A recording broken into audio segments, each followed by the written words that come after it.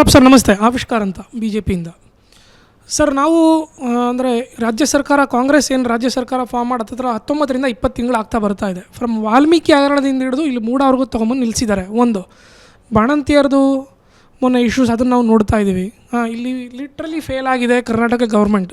ಕೇರಳದಲ್ಲಿ ಮಳೆ ಬಂದರೆ ಇಲ್ಲಿನ ಸಿದ್ದರಾಮಯ್ಯನವ್ರು ಹೋಗ್ತೀನಿ ನಾನು ಕೇರಳಗೆ ಅಂತ ಹೇಳ್ತಾರೆ. ಪಕ್ಕದ ಬಳ್ಳಾರಿಗೆ ಹೋಗೋಕ್ಕೆ ಇವ್ರ ಕೈಯಲ್ಲಿ ಆಗ್ತಾ ಇಲ್ಲ. ಇವ್ರದೇ ಉಸ್ತುವಾರಿ ಸಚಿವರು ಅವ್ರು ಫೇಲ್ ಆಗಿದ್ದಾರೆ.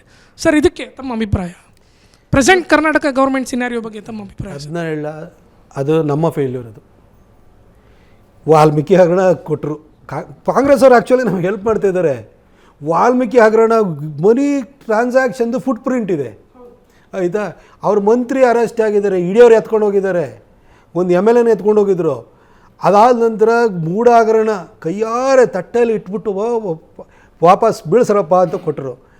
ವಫ್ ಹಗರಣ ಅದನ್ನು ಕೂಡ ಈಗ ಕಾಂಟ್ರವರ್ಸಿ, ಅದನ್ನು ಕೈಯಾರೆ ಕೊಟ್ಟಿದ್ದಾರೆ.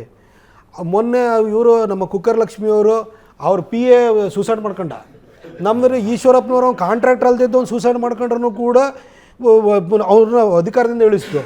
ಅಲ್ಲ, PA ಅಲ್ಲ, ಗೌರ್ಮೆಂಟ್ ಎಂಪ್ಲಾಯ್, ಬಟ್ PA ಮೇಲೆ ಆರೋಪ ಬಂತು. ಹಾಂ, ಆಯಿತು. ಅವ್ರು ಸತ್ತೋದ.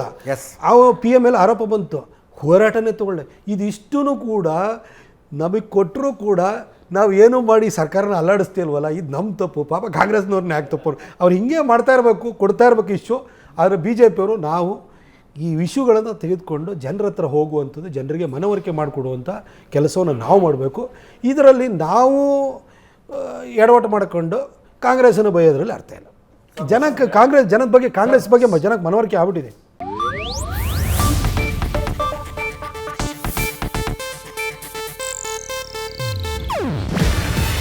ಇದು ಏಷ್ಯಾನೆಟ್ ನ್ಯೂಸ್ ನೆಟ್ವರ್ಕ್ ಪ್ರಸ್ತುತಿ. ನೀವು ನೋಡ್ತಿದ್ದೀರಾ ಏಷ್ಯಾನೆಟ್ ಸುವರ್ಣ ನ್ಯೂಸ್.